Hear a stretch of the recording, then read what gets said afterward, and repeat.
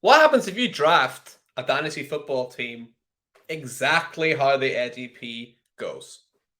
Let's do a little experiment. Let's find out.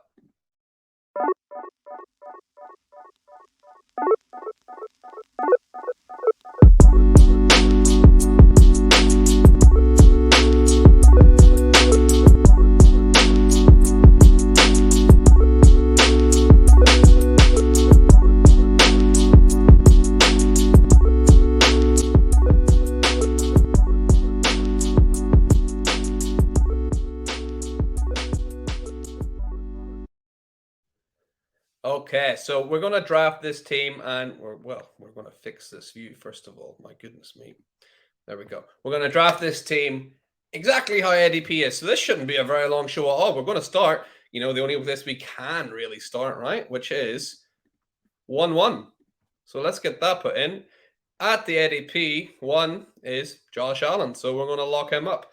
And we're just going to see who falls to us, and then we'll review it at the end to see, have we all been just wasting our time with, deliberating over picks and seeing who we're going to take and what position. And, all along, the ADP doesn't lie. The numbers don't lie. We should have just been doing that the whole time. So this would be really interesting to see. My prediction is that it doesn't quite balance out a team and give us a nice, overarching, great team. But let's see what happens. We start with Josh Allen, Russell Wilson, and AJ Brown, though, which, can't argue too much against, right? I think it'll become a bit murkier as we go down and we're reaching on players a bit more than what we would like to, and the ADP hasn't quite caught up yet, but we'll see what happens. But I'm pretty happy with, Allen, Wilson, and AJ Brown. We could have two wide receiver, or we wanted two wide receiver ones. We got two quarterback ones and a wide receiver one in there nice and easy. And we got Drake London and J.K. Dobbins locked up as well. Hey guys, this is going pretty well, right?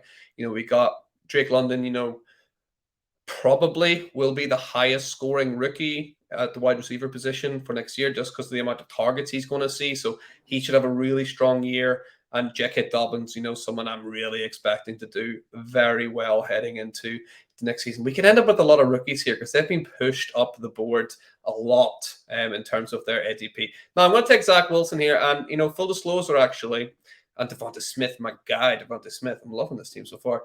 A little bit later on, there's going to be a huge chunk of quarterbacks because it's kind of a glitch within Sleeper. So whenever I see that huge chunk, I'm going to flick over to flex because otherwise I'll just be taking quarterback 10, 11, 12, 13, all the way to round 17. So that's the only thing I'm going to change here because I'm not able to fix that sleeper kind of glitch. So let's get Christian Watson and Juju Smith-Schuster locked in. This team's looking pretty good in terms of, the age of it as well. It's a pretty young team. It's built around these strong wide receivers, which I really like to do anyway. So, this team isn't looking too dissimilar to a team that, I would draft anyway.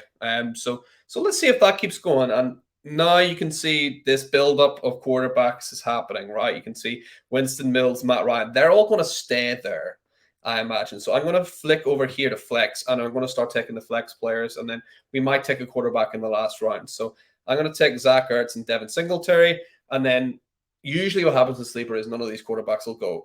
Jameis Winston obviously goes, as I'm saying it, but that's what I'm kind of playing with at the minute. Is just looking at those flex players and kind of cheating a bit, but again, I'm trying to work around this glitch. So at the minute, the team has actually balanced out quite nicely too. We got wide receivers, we got running backs, we got tight ends. We got everyone that will go now. Obviously here. Not going to take John Mechie. We wish him the best. Hopefully he has a speedy recovery and, gets all the help that he needs. So, obviously wishing him the absolute very best. We want to take Alan Lazard here, who, has a chance to be the main guy over at Green Bay, right? I was just saying, earlier about podcasting and what to expect with, coming into your fourth, fifth year with Aaron Rodgers. And generally you get that big kind of bump up there. So, it's going to be interesting to see what happens with Alan Lazard next year. And you know what? This team is, until we had to take these two guys who are absolute stinkers, Hardman and Golladay. I've been pretty happy with this team and how it's looking. Golladay, there's a chance, I suppose, that he could have a good year. McCole Hardman, I'm a Chiefs fan, and I did not like McCole Hardman. He fumbles the ball, he drops the ball, he blows big opportunities time and time again. He's never going to play on my dynasty team. If he's on your team, drop him. Try and sell him for a fourth. He's not dynasty relevant at all.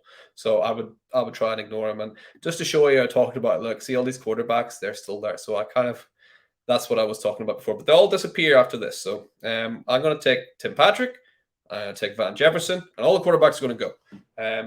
And then we'll see who we get in round number 18 with our final pick.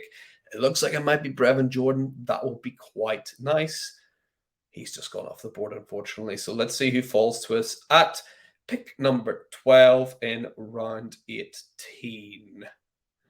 It's going to be Hayden Hurst, one of the nicest guys in the league. What a great way to round up a team. So let's see who we got just going on ADP alone from the 1-1.